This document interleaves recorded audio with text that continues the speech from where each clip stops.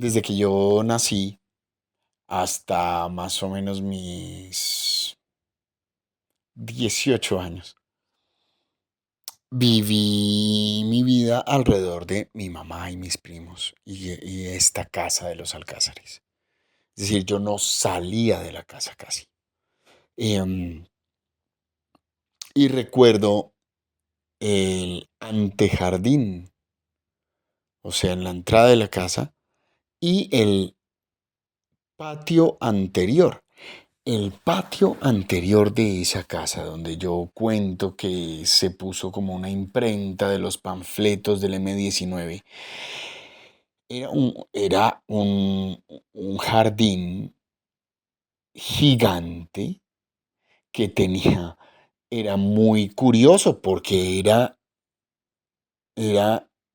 casi un, es decir, la zona verde de ese jardín interior era gigante. Es que había dos árboles gigantes. Había un árbol de papayuela, había un árbol de brevas, había un árbol, el más grande y el que más marcó mi infancia, era un árbol de cerezo, que estaba en toda la mitad del patio hacia la pared. O sea, ya acabándose el jardín grande, uno salía al patio y el piso, el baldosín era blanco, muy de los setentas, obviamente, y llegaba a la mitad del patio, entonces ahí se jugaba fútbol en el baldosín, ¿no? Y entonces, y a la mitad del patio o sea, se acababa el baldosín y había otra mitad de patio o de jardín donde había pues toda la zona verde. Sí, es que era una zona verde, o sea, no era un poquito de pastico y un jardincito, no, no, no, no, esto era que cabía una vaca ahí. Sí, eso es una cosa grande, pero grande de verdad.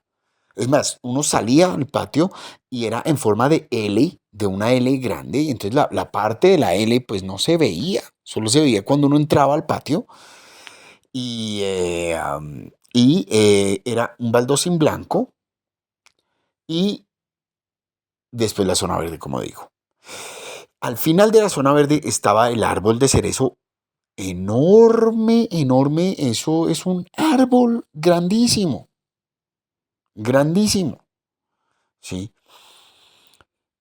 Marcó mucho mi niñez ese árbol porque obviamente no sé en qué épocas, obviamente Rodolfo sabrá, el hijo de mi nana que estudia ingeniería forestal, pero yo no me acuerdo si era abril o agosto, yo no sé cuándo. Ese árbol era repleto, lleno, lleno, lleno de cerezas. Y entonces me acuerdo, Luisita, mi nana, moviendo el árbol para que cayeran todas las cerezas. Mire, era que recogíamos baldes enteros de cerezas. Eso era una delicia. Además, eran dulces, eran buenos frutos, ¿sí? Em, Hacia el lado, hacia la esquina, pues del pasto, digamos, hacia la esquina, ya en la esquina esto era en la mitad, pero entonces en la esquina izquierda había un árbol de papayuela, pero no estaba dentro de la casa. El árbol de papayuela era de los vecinos, que lo habían dejado crecer tanto que ya las papayuelas se caían dentro de la casa. Entonces con Rodolfo y con los niños cogíamos papayuelas. Y había otro árbol, creo que era de lo mismo, de los mismos vecinos. No, pero es que este sí no me acuerdo si era nuestro.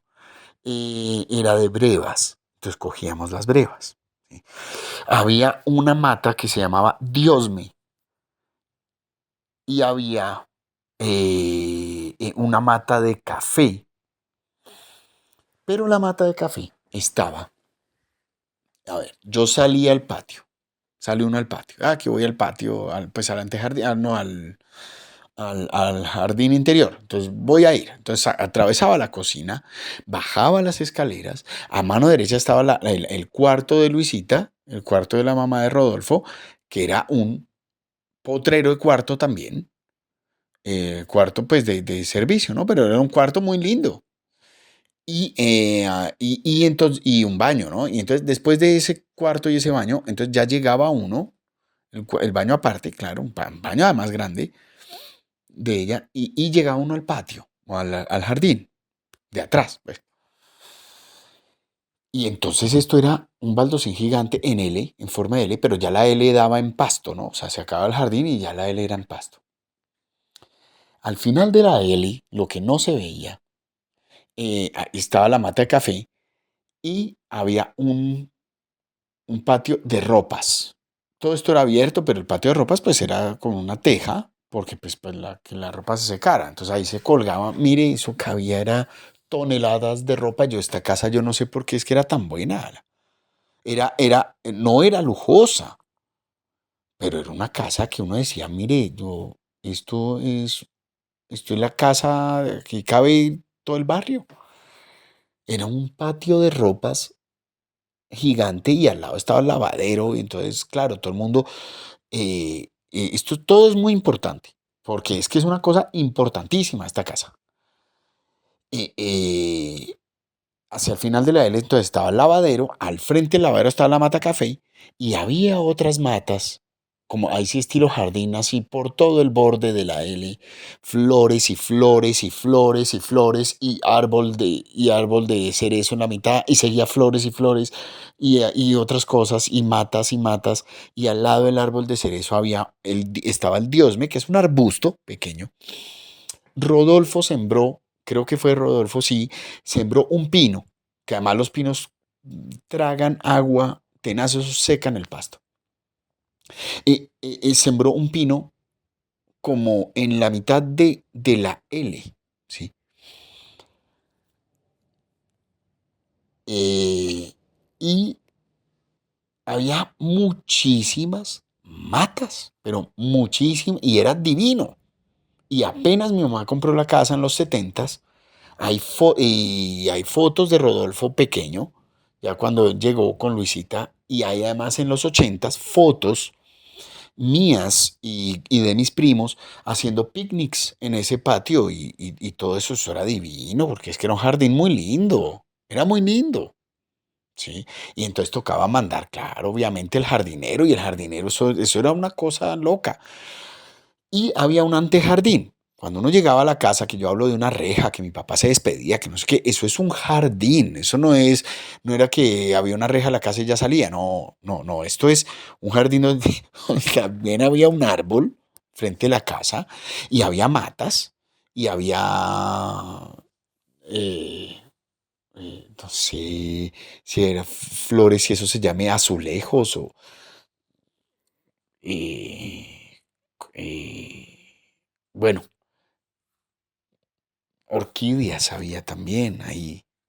Había otra mata que había en ese antejardín, o sea, antes de llegar a la casa.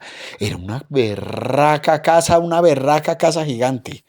Entonces, en el patio de atrás, o sea, en el jardín interior de la casa, pues el jardín que era mío. ¿Sí? Mm, Esto es una historia personal, pero es una historia que además también da por eso esta casa congregaba a tanta gente. Y este jardín, ahí hicimos todas las fiestas de nuestros cumpleaños, invitamos payasos, que póngale la cola al burro, que juegue ponchados, que no sé qué, micro, juegue fútbol. Rodolfo, yo tenía alrededor de 7 años, 8 años, y él ya hacía break dance, entonces bailaba break dance. Era muy ochentera esa casa, ¿sí? Cuando llegaba mi mamá, esto es importante, cuando llegaba mi mamá, yo tenía 5 años. 5 años empecé. Yo iba a un jardín, esto en el año 85, a un jardín que quedaba en la esquina de mi casa o a unas cuadras, de una cuadra y media, que se llamaba el jardín La Pituca. Esto en el barrio de Los Alcázares. Imagínense que mi hija llega hace, hace un mes, por ahí, un poquito más de un mes. No, en junio, por ahí, hace unos 3 meses. Y me dice, papi, tengo un profesor en el colegio que es esposo de una profesora tuya en La Pituca. Y yo, ¿qué? Entonces, entonces le pregunté y me dijo, sí, sí, que ella se acuerda de ti en el año 85. Y yo, pero, ¿cómo es posible? Bueno, entonces mi profesora es esposa del profesor de mi hija. Muy, muy extraño. Pero bueno, esas son cosas bonitas que me han pasado. Bueno, y entonces yo iba a la Pituca, y, y todo giraba en torno a este barrio. Entonces, todo lo que conté de los Cáceres que estaban allí en la esquina y estábamos nosotros y todo ese tipo de cosas. Y mire, todo el funcionamiento es que era un barrio donde estaba todo, donde había todo, todo, todo. Por eso mi papá decía, Tere, esta casa es buenísima. Pero no solo la casa, el sitio era una berraquera. Y ahora el sitio es una porquería, claro, porque pues siempre ha estado el 7 de agosto ahí al lado y el barrio pues se ha vuelto, bueno, no es una porquería, pero se ha vuelto, se ha llenado de bodegas pues ha cambiado mucho, ¿no? Pero digamos, en esa época era un barrio familiar, un barrio de familias, no de bodegas, un barrio de familias. Y de familias grandes, y era de militares, y entonces eran casas para que esto era no necesitaba uno salir de la casa para poder vivir, sí, o sea, era una vaina gigante, sí. Y en este patio, cuando llegaba mi mamá, decía yo, y yo me emocionaba mucho. Cuando mi mamá llegaba de Seguros Bolívar en su carro, en esta época ella tendría un Fiat verde. Un Fiat, ¿cómo es que era esa referencia? Ahora se me olvidó. Un no, un Simca, un Simca, creo que era. Yo ahora busco. Sí, un Simca verde. Malísimo, se varaba cada 3 días. Pero entonces ella logró comprar ese carro y llegaba y yo miraba por la ventana. Claro, yo corría a la sala y miraba por la ventana y entonces mi mamá pues en el garaje, ¿no? Parqueaba. Y entonces yo corría y abrirle. Pues yo ya estaba muy pequeño, pues Luisita le abriría, claro, obvio. Pero entonces yo me emocionaba y empezaba con las manos a tensionarme, ¿sí? Y a darme una emoción y se me tensionaba todo el cuerpo y con los 2 dedos índices, los ponía al lado de los ojos.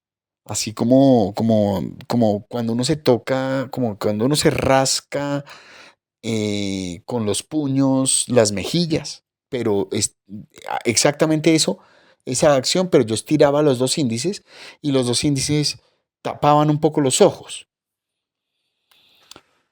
Era como, sí, como nervios, pero entonces yo cogía los 2 puñitos de la mano y me tocaba la cara y me refregaba las mejillas con los índices extendidos como, uy, llegó mi mamá, bueno, de la felicidad, ¿no? Esto es lo que genera un gran sistema de una condición que yo tengo, que no es, esto no es malo, digamos, no es una cosa que afecte, sino es una cosa bueno, sí afecta un poco la concentración. Es decir, hace que se enfoque uno en ciertas cosas y no en otras. Que uno se enfoque en un punto exacto. Esto empieza a pasar a los 5 años. Esto se llama un sistema esto es un nivel de autismo, que esto es un sistema de hiperfoco. ¿Qué es lo que pasa?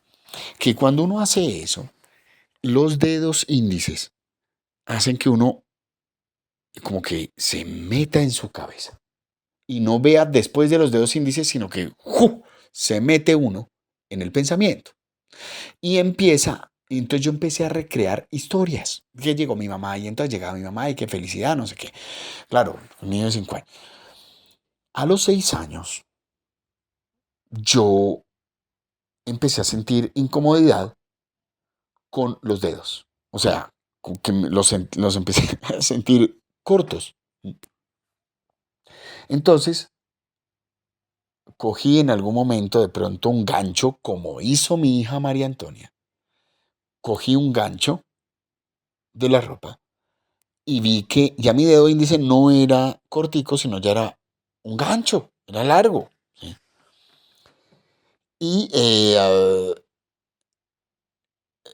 empecé a ir al árbol de cerezo y empecé a coger palitos de ese árbol de cerezo. Entonces yo escalaba el árbol a los 6, 5, 10, 7 años, 7 años tendría yo. Es que yo me acuerdo en el colegio haciendo palitos. Que yo me iba al colegio y me metía debajo de una banca del colegio a los 6 años. Mis amigos, Iván, Ronald, Juan Gabriel, el mismo Daniel, mi primo, todos me veían haciendo palitos en el colegio, qué oso. Pero entonces resulta que yo me subía a ese árbol y cogía los palitos, ¿sí? Y los usaba de hiperfoco y yo creaba historias. Yo a eso le digo hacer palitos, ¿sí? Entonces yo hablaba y hablaba y hablaba y creaba historias y hacía historias sobre un perro que en el colegio, cuando en mi colegio quedaba en la 82 ¿con qué sería esto? Con 11, abajito de la 11. Y había un perro que cuidaba, un perro negro grande, pero se llamaba Cookie. Entonces Cookie, entonces yo hacía historias de Cookie, ¿sí? Y me empezaron a gustar muchísimo los perros. Y entonces empecé a hacer palitos y me empecé a volver adicto a crear historias. Y entonces Luisita, mi nana, me decía, eh, mono, porque ellos me dicen mono, me decía, mono, no haga palitos porque se arruga. Claro, porque les daba nervios de que yo hiciera, es que eso es muy loco. Yo hay un tipo ahí tirado, un pelado ahí tirado ahí hablando y contando historias y callado decían, este tipo qué raro, ala. Y entonces me decía, no, mono, no haga eso que se le arruga la cara. ¿Sí? Eso pues obviamente pura paja. Y entonces yo decía, no, sí, tengo que frenarte. Y me los intentaron quitar en una época. Yo tanto que me escondía a hacer palitos. Obviamente a mí me daba pena hacer palitos delante de la gente y porque además enfocaba mi energía y empezaba yo a gritar y a cantar y a hacer unos, digamos, sonidos extrovertidos. Entonces era muy extraño y la gente se reía, pues, pero después ya me volví ya fresco, decía todo el mundo, no, el mono que no, ya haciendo palitos en el segundo piso, tirado al frente del cuarto del negro y en mi cuarto y en el cuarto de mi mamá. Y a mí me gustaba mucho acostarme en el piso al lado de una pared y hacer palitos y yo veía, entonces el palito yo lo veía hacia arriba, hacia el techo, pero la ventana del cuarto del negro, la ventana del cuarto de Daniel, de mi primo, hacía que yo también me enfocara, ¿no? Esto nadie lo sabe, nadie, ni siquiera o sea, nadie lo sabe. Estoy narrando lo que yo veía, pues, a los 6 años. Y, eh, y entonces empecé a hacer palitos como un berraco, ¿vale? Y empecé a crear historias. Entonces es un proceso de toda la vida. Es que aquí los tengo al lado. Los tengo aquí al lado, aquí los estoy viendo. ¿Sí? Entonces, y además tienen estos palitos que yo tengo acá, estos ya no son de cerezo. Tuve unos de cerezo de ese árbol de cerezo como 20 años. Estos tienen, diría yo, ¿qué? 17 años tendrán. 15, no, 16 años tendrán. 16 años, por ahí. No, no, tienen 15 años. 15 años, exactos. Ya digo de qué son. Pero entonces yo hacía palitos y creaba historias. Y creaba historias. Y cuente historias y hágale a las historias y dele. Y entonces esas historias empezaron a evolucionar. Y como yo siempre he sido músico y siempre he sido músico de vocación, yo soñaba con ser músico, entonces yo hacía palitos, y entonces contaba la historia de una persona que nace y empieza a tocar piano y después toca violín y toca guitarra y toca una cosa y toca la otra. Y, y empecé a crear unos superhombres músicos que tenían familia. Bueno, claro, cuando ya tenía 13 años, todo esto tiene una historia muy lógica. Pero ya cuando yo tenía 13 años, me voy a saltar rápido y después cuento eso, no sé para qué. Pero cuando yo tenía 13 años, 12 años tendría, conocí a Dream Theater, una banda muy importante para mí en el mundo y para mucha gente en el mundo, pero para mí más. O bueno, en este caso. Eh, y yo quería ser como el guitarrista, como John Petrucci. Entonces dije, no, es que John Petrucci tiene 3 hijos, entonces voy a tener 3 hijos. Es que John Petrucci nunca ni fuma, ni toma, ni va al gimnasio, entonces voy a ir al gimnasio. Es que John Petrucci toca música instrumental muy compleja, entonces voy a estudiar música muy compleja, ¿sí? Entonces y claro, y después vi al bajista que era un coreano, entonces no, yo quiero ser bajista. Bueno, y empecé a formar mi vida alrededor de la vida de estos músicos y empecé a crear historias que algún día serían realidad, siendo como ellos. Pero entonces yo ya no tocaba solamente como ellos, ni montaba los temas de la banda de ellos, ni tocaba lo de Megadeth, ni tocaba lo de Billy Idol, ni de las bandas que a mí me han gustado toda la vida. Metallica, Megadeth, pues mucho metal y mucho, llegó un momento donde yo escuchaba metal muy pesado. Morbid Angel, Dying Fetus, Impaled Nazarene, Black Metal, mucho. Pero empecé a escuchar también jazz. Entonces empecé a formar mi vida alrededor de los palitos. ¿Y por qué cuento esto? Porque yo las historias que creaba las empecé a vivir. Las empecé a vivir. Entonces yo creé no sé si eso se diga así como un avatar, ¿será? Como un mundo paralelo en los palitos. Entonces yo ya no, yo vivía dentro de mi mundo, encerrado en la casa, haciendo palitos, leyendo, estudiando música, tocando y enfocándome en lo que quería. Ese autismo se desarrolló. No soy autista, evidentemente, pero si yo me siento y me enfoco en una cosa, la hago mejor que cualquiera, pero solo una cosa. Yo no soy multitask. Me cuesta muchísimo trabajo ser multitask. Entonces, con mis hijos yo es que no puedo, es que yo que toca hacer oficio, las tareas, mirar, pensar, ir a trabajar, volver, criar, mantener, enseñarle a los niños a hacer una cosa a la otra, me cuesta mucho, muchísimo. Claro, tengo que hacerlo. Pero entonces yo he visto rezagos de esto porque de pronto yo dejo las llaves por ahí, a mí se me olvida dónde están las llaves.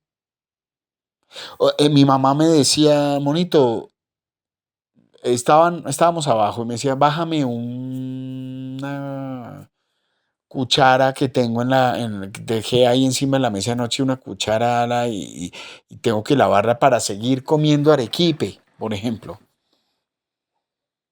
Entonces yo subía y volvía y bajaba sin la cuchara. Y decía, pero ¿yo a qué subí? Y entonces mi mamá decía, no, que los palitos, que tal, que lo que sea. Entonces yo empecé a vivir con los palitos todo el tiempo y se me perdía un palito, se me partían los palitos. Para mí eso era la muerte de alguien, cuando se partía un palito, sobre todo el largo, porque era en la mano derecha el largo y en la mano izquierda el corto. Es, porque aquí los tengo al lado del pocillo del espresso, que además tomo mucho café. Pero entonces yo creo historias y escribo. Entonces voy haciendo palitos, cuento historias acá con ustedes, vuelvo y hago palitos, vuelvo y escribo en la libreta, me paro y escribo en el computador, ¿sí? Ya tengo alrededor de 1600 páginas escritas y eso pues toca depurarlo y volverlas 20, ¿sí?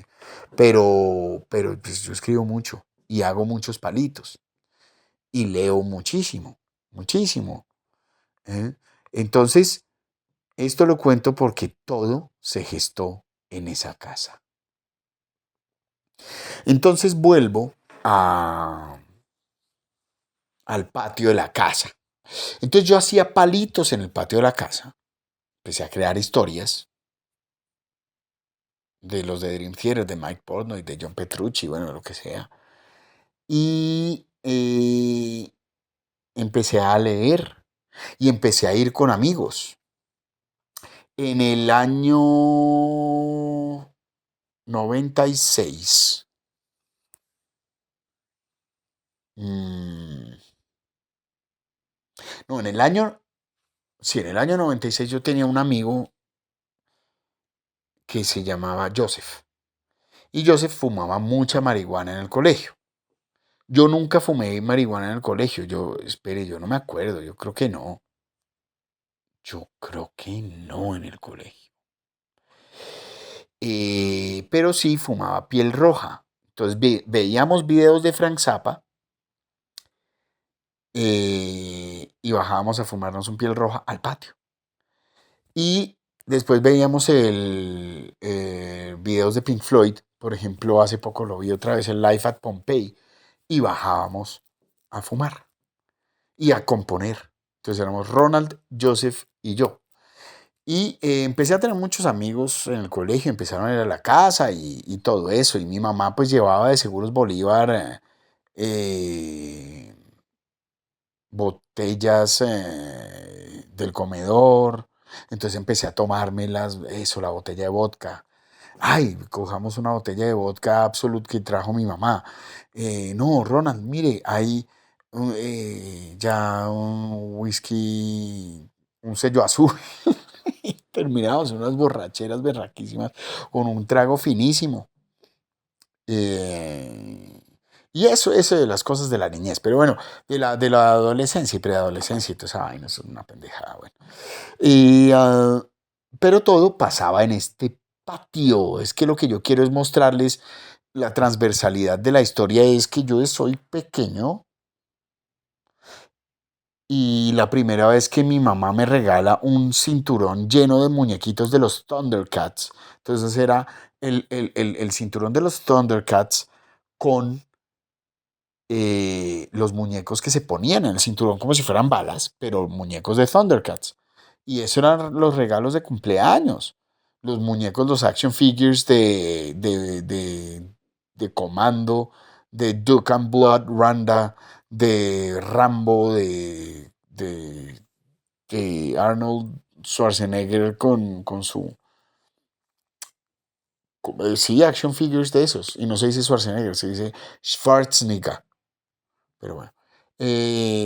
Entonces, ese tipo de cosas empezaron a pasar. Y también había en este patio una cosa muy loca. Y es que había una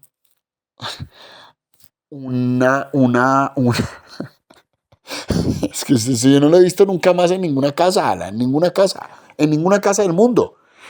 Un tanque del gas, que era un tanque del gas del tamaño de dos neveras.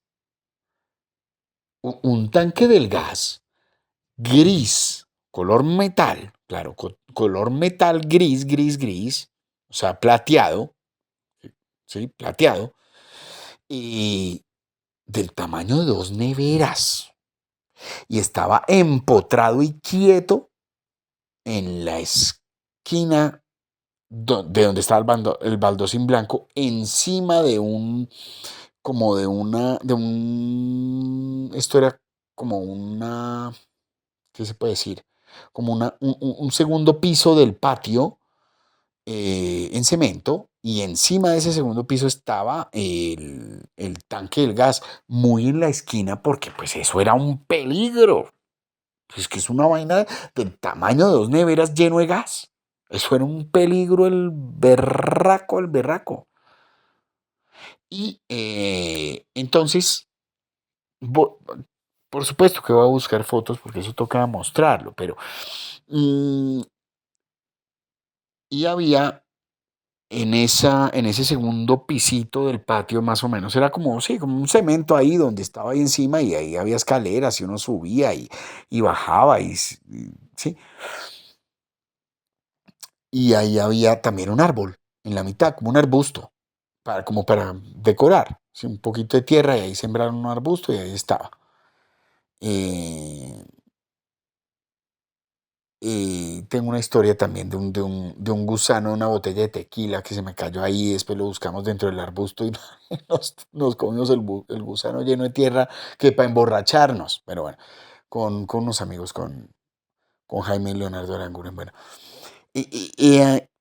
entonces, en ese patio era donde ahí nació todo el M19. ¿Ve?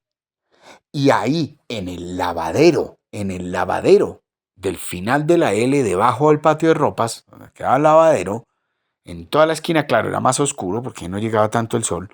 Ahí mi mamá llevaba la máquina de moler, manual, evidentemente, y ahí crecimos los niños, los primos de mi mamá, entre esas Álvaro, eh, los hermanos de mi mamá, los Nafá, algunos Fayad, ¿sí?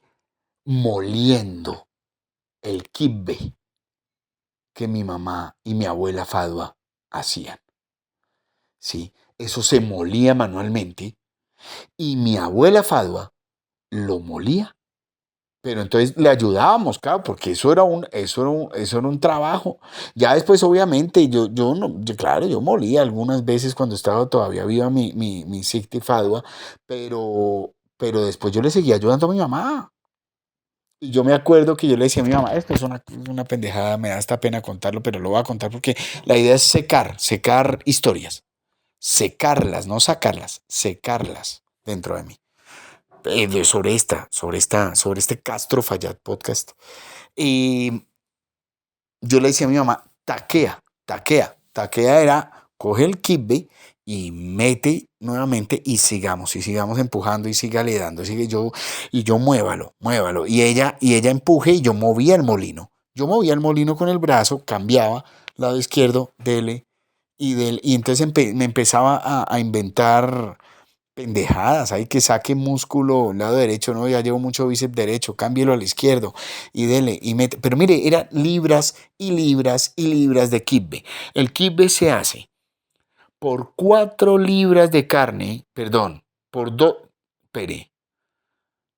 espere, por 2 libras de carne, no, por 4 libras de carne, 4 cebollas cabezonas, 4 libras de trigo, ¿sí? Y el toque de mi mamá y de mi abuelo Farid Nafá y de toda la familia, y después que mi mamá lo cogió y después se lo enseñó a mi esposa. Sí, es que mi esposa hace un kibbe igual, pero es que sabe igual al de mi mamá, pero es que es igual, es que es igual, es increíble, es que es una locura. ¿Pero por qué? Porque el kibbe árabe o libanés, la comida árabe, tiene un truco secreto. Y es la hierbabuena. La hierbabuena. Mire, al kibe no se le echa que zanahoria, que esas pendejadas, eso no sirve para nada, eso se lo tiran. El kibe es 4 libras de carne molida y la carne es bola. Hay que comprar carne bola. Deme 4 libras de bola molida. Yo no sé qué es bola, pero eso se llama bola. El trigo, 2 hermanos o 3 hermanos, yo no sé, creo que es 2 hermanos. Entonces lo comprábamos donde una libanesa ahí en la 85 con 11. Después empezaba a vender trigo, creo que en la Olímpica. Entonces mi mamá compraba en la Olímpica. Y ahí en la 72 con 11 había una. Antes era un Carulla, después una Olímpica. Y ahorita yo no sé, creo que sigue la Olímpica, no sé. Bueno, y 4 cebollas cabezonas. Sal y pimienta al gusto. Entonces uno puede moler ese quipe y ese quipe queda, eh, queda cocinado en la cebolla y en la sal y en la pimienta y se come crudo también. Y es una delicia. Se muele 2 veces. Una delicia. Con el trigo y la cebolla es que se cura ese kibbe. Después, obviamente, mi mamá hacía kibbe en charol o hacía kibbe al horno o cepelines de kibbe y los rellenaba de la misma carne molida, pero sin moler, y arroz. Yo no sé si les echaba. Sí, claro, arroz y carne. No, no, no, no, no, no, no, no, no, no. Era solo la carne. Y si sabía un poquito muy a pimienta, pues también quedaba muy rico. Pero mire, esto es un manjar, esta vaina. Y entonces mi mamá, que no, que vienen los Nafá, hagamos 8 libras. Sí, hagámonos. Y eso era muela y muela. Entonces llegaba Alberto Chalela, el esposo de Yolanda Nafá. Y me acuerdo de Alberto moliendo el kibbe en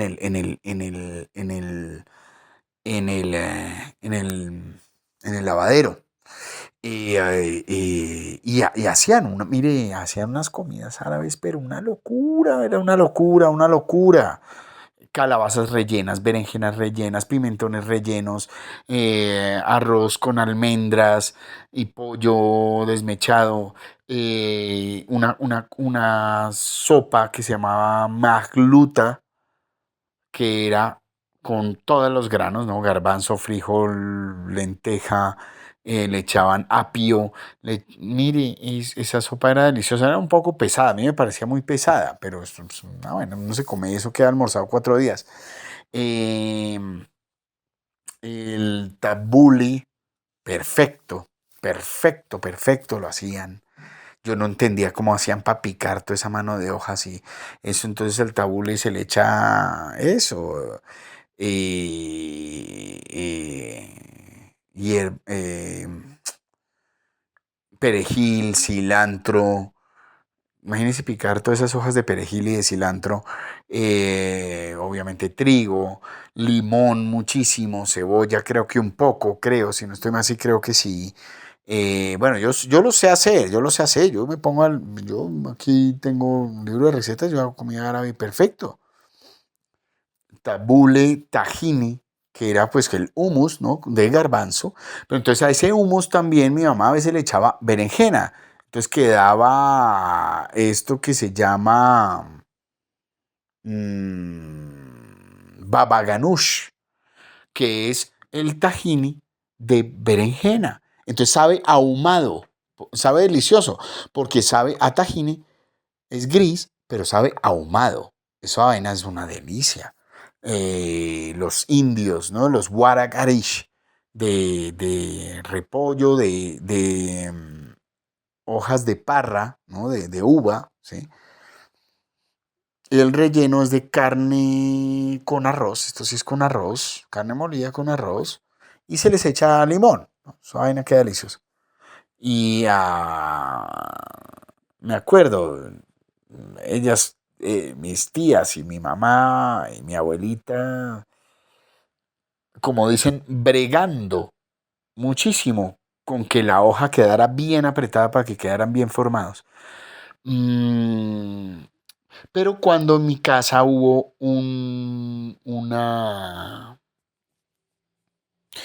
muchos problemas de dinero, mi mamá tuvo muchos problemas de dinero porque es que éramos muchos, llegó un momento donde éramos 8 personas viviendo ahí, porque era mi abuelita, mi tía Elena, mi mamá, Rodolfo y Luisita y los otros 3 niños, que éramos Verónica, Daniel y yo. Entonces éramos 8 y mi mamá y la niña se quedó sin trabajo, ella trabajaba en Concasa en Concasa se llamaba la empresa, creo. Y después se fue a trabajar a una empresa de café, ¿cómo era que se llamaba? Con, con casa y con café. Hijo de pucha, se me olvidó, bueno. Pero ella entonces se quedó sin trabajo y, y mi mamá sí, obviamente, ella hasta que se jubiló de Seguros Bolívar, pero ella pasó tiempos difíciles. Entonces comíamos lentejas y mi mamá contándonos la historia de Esaú y Jacob que pelearon por un plato de lentejas y lograron y entonces que Esaú le daba el plato y tal y contaba la historia de que eran lentejas con arroz para que nos dieran ganas de comer lentejas porque era todos los días y compraba sopa de durena y le echaba arvejas y toda esa vaina y bueno, y jugo de guayaba. Yo crecí a base de jugo de guayaba. Todos los fines de semana era comida árabe con Coca-Cola, pero en general era jugo de guayaba venteado con durena y bueno, no, la comida sí era muy buena. ¿Para qué? O sea, ya es que yo crecí comiendo comida muy sana y muy buena. Pero era comida, generalmente era barata y era después a base de comida árabe 3 veces a la semana. Y la comida árabe era una locura y era cara, sí, pero era una belleza. Entonces, cuando Álvaro estuvo en la picota, por ejemplo, mi mamá y mi abuela le llevaban comida árabe a la cárcel. Claro, estos tipos le metían la cuchara y les salía espuma ya la sopa, eso es una porquería. Pero, pero de todas maneras, mi mamá logró entrarle toda la comida árabe. Todos los fines de semana les llevaban comida árabe a los del M19. Todos los fines de semana. Todos los fines de semana. Y entonces esta es la historia. Pero entonces la historia del patio, es que en el patio se gestan muchas cosas. En el patio de esa casa. Después un amigo me regaló un perro que se llamaba Sir Willem Zacharias Waldo de la Fontaine, que yo le decía Zach, porque le puse el nombre en honor a Zach Wild, que es el guitarrista de Ozzy Osbourne. Eh, Era un labrador retriever divino. Pero entonces, claro, yo llegué y lo encerré en el garaje. Y el perrito desesperado. Cuando lo llevé al patio, pues el perro se quiso quedar en el patio. Eso es un patio que medía por lo menos unos 50 metros cuadrados. De solo patio o más, tal vez. Es que era más, es que era gigante. Gigante, con árboles y toda esa cosa. Y ahí se gestó primero todo lo del M19. Después yo aprendí a hacer palitos en el patio. Después tocaba yo con mis bandas en el patio al aire libre. Después, ahí hicimos todas las fiestas. Ahí eso fue un sitio de reunión gigante, ese patio. Todo el mundo lo conoció. Toda la comida árabe se hacía en el patio de Faduita Nafa. Así es.